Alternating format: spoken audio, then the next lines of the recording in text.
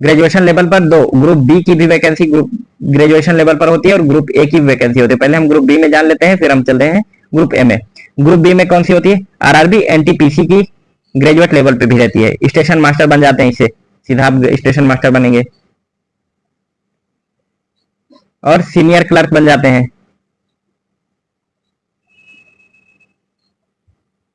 और कम typist, senior ticket clerk, excise inspector. अब देखिए एनटीपीसी से कौन सा? स्टेशन मास्टर, सीनियर क्लर्क, कम टाइपिस्ट, सीनियर टिकट क्लर्क बन जाएंगे। SSC CGL combined graduate level, combined graduate level ये एग्जाम होता है।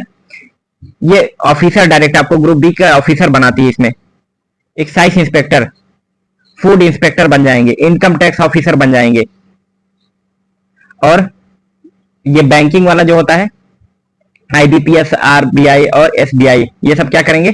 10th लेवल पर भी था, 12th लेवल पर भी था। 12th लेवल पर क्या था? क्लर्कियल पोस्ट थी, खाली ग्रुप सी की पोस्ट इसे मिलती थी बस। और ग्रेजुएशन लेवल के जो एग्जाम ये कराएंगे उसमें क्या होगा? पीओ, ऑफिसर, एसओ, ये भी ऑफिसर रैंक की जो पोस्ट होंगी वो आपकी बैंकिंग में वो आपको मिल जाएंगी। बैंक मैनेजर वगैरह की पोस्ट इसमें आपको मिल जाएगी। उसके बाद फिर CDS combined defence services, UPSC इसको भी कराती है, जैसे एनडीए था ना पीछे वाले में 12th पास, और यहाँ पर ग्रेजुएशन पास सीडीएस।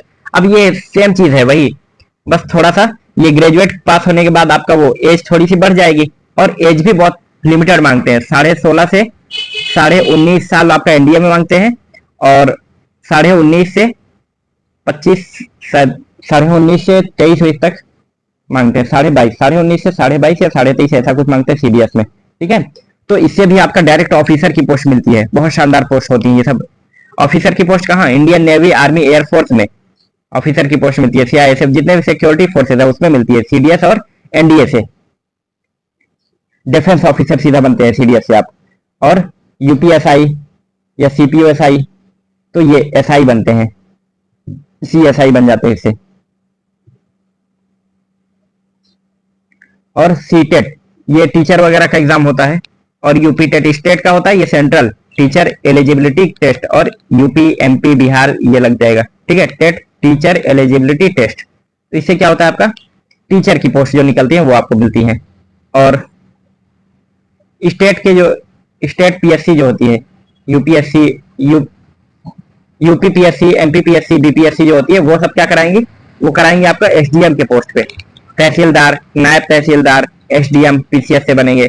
और जो डॉक्टर्स होते हैं वो भी आपके ग्रुप बी के एम्प्लॉय होते हैं। सचिवालय में जितनी पोस्ट होती हैं वो सब आपकी यूपी स्टेट पीएससी से भरी जाती हैं। तो सचिवालय की जो भी पोस्ट है स्टेट पीएससी से भरी जाती हैं, ये सब आपकी ग्रुप बी की पोस्ट आती हैं ग्रेजुएट लेवल पर, ठीक है।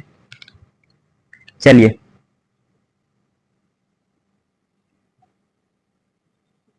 अब ग्रुप ए की गैजेटेड ऑफिसर, ग्रुप ए में गैजेटेड ऑफिसर जो होते हैं उनकी पोस्ट हम देखते हैं, बहुत शानदार, समझ लीजिए। यूपीएससी कराती है ग्रुप ए की, ठीक है। RBI grade A, grade B, NABARD grade A, ISRO, Indian space research organisation, DRDO defence research development organisation, Bhabha atomic research centre, PCS J, जज वगैरह, जज बनने के लिए, ठीक है। अदर जो होते हैं डिपार्टमेंट वो अपना खुद का रिक्रूटमेंट निकालते हैं। यूपीएससी से क्या मिलता है? IAS, Indian administrative service, Indian police service, IPS, SP, DSP बन जाते हैं। IFS, Indian forest services, IRS, Indian revenue services, IES, Indian engineering services. कुछ ऐसी पोस्ट होती है जिसपे आपका टेक्निकल नॉलेज होना जरूरी होता है ना।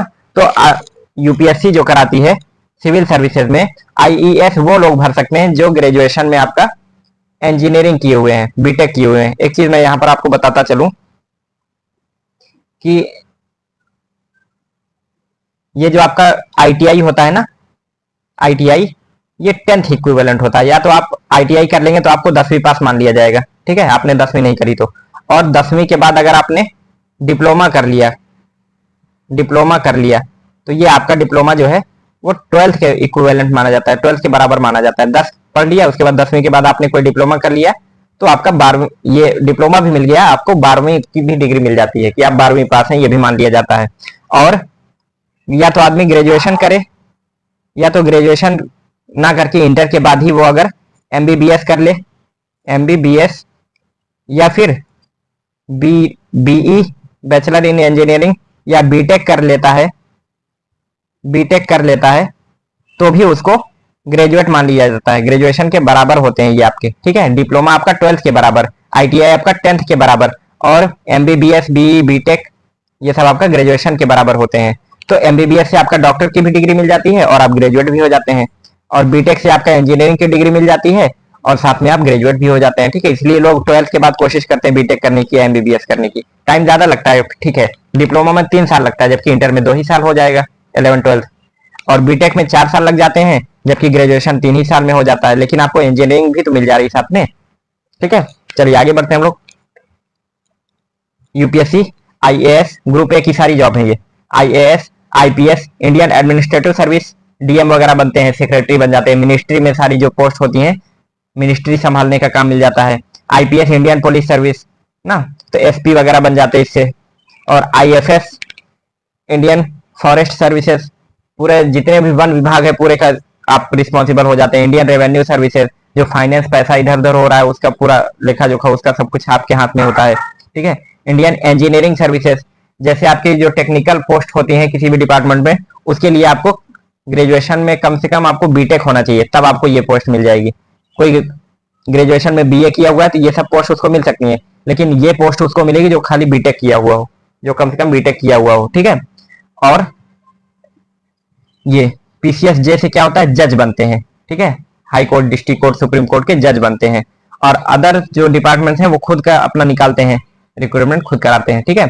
और डॉक्टर जो होते हैं वो भी एमबीबीएस के ऊपर एमडी वगैरह जो हो जाते हैं वो आपका ग्रुप ए में आते हैं। और scientist and engineers of ISRO, DRDO, BARC, ISRO के जो साइंटिस्ट और इंजीनियर होते हैं, डीआरडीओ के जो साइंटिस्ट और इंजीनियर होते हैं, भाभा एटॉमिक रिसर्च सेंटर के जो आपके इंजीनियर्स और साइंटिस्ट होते हैं, ये सब के सब ग्रुप ए में आते हैं।